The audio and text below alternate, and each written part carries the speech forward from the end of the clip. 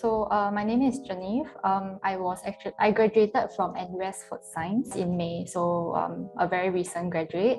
Previously, during my 4 years of school, I went through around 3 internships, but two main internships that I have is a business development internship in a food tech startup. The food tech startup is called Alchemy Food Tech. So basically, it's bread, rice, or noodles to make the glucose really slower. So it's suitable for diabetics, and then basically your blood glucose won't spike up. So that's one thing. So it's in a startup, and I was doing business development. Then after that, I went on to Nestle to do another internship on product development. So the project that I worked on is on Milo, which basically reduce sugar companies.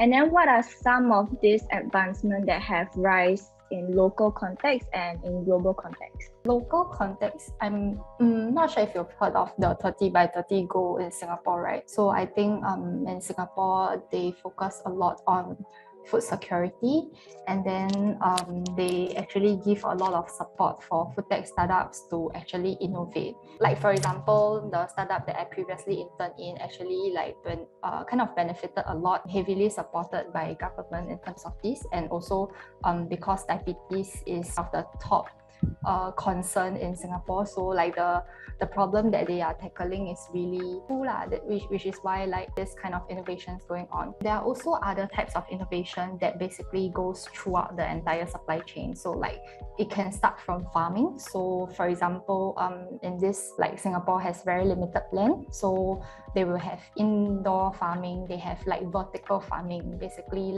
instead of using a lot of land to farm, they do it like HDB, a lot of stories of the plants lah. And another type of it on food security would be one of the most trendy one, which is non-animal based. So there could be plant-based food, there could be cell-based food. Plant-based food, for example, like Beyond Meat and Impossible Burger, and also I think really a lot of startups that they are doing plant-based related for beef, for chicken, and for pork, that kind. I think in Singapore, they just passed a regulation for cell-based meat to, I forgot whether it's commercialize it or to start the production. They recently just passed one of the regulations. The overall nutrition in general, so there could be there's a startup called Calories. So that one is low calorie ice cream. Another food tech startup that does high protein, high fiber noodles without GI, so there's no carbs inside. So it's the general health trend, not just diabetes, but maybe people are... Can you share with us some of the things that correlate such technology with food that we see in regular restaurants or cafes that makes food looks good? Elderly, I think I think one of my previous school project, my friend did, is they also, because elderly, I think they cannot eat a lot, so they kind of invented a snack that is highly packed with protein, so that they can consume enough for their daily requirement. But in terms of the flavor wise, I would say it's the flavor industry is looking more into how they can make things more natural and getting things from natural sources. And then what are some of the unique innovations that you have saw during your time in NUS? That time we had a competition that me and a group of I think 8 of us, we went for a competition and edible straw. So it's mainly for environmental concerns. Then we didn't proceed for the project further.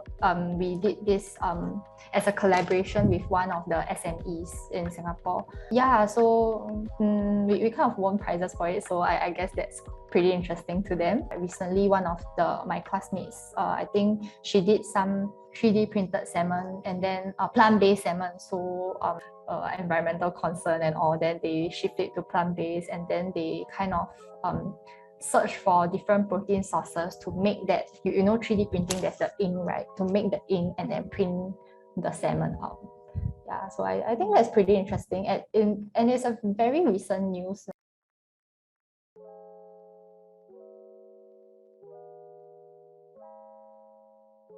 Another part, I think, is also on food waste. Increase in food innovation, but there's also increase in food waste. And then there's this company called Luminetics. So like that company, they actually do like they use some IoT, like which is some very tough like predict kind of like food waste generated by, let's say, hotel. Then they actually like they do mass cooking, right? And then they also like produce a lot of food waste. So they can kind of, based on like maybe some of the daily food waste that they produce, then they kind of calculate back to see how in what ways they can actually reduce the food waste from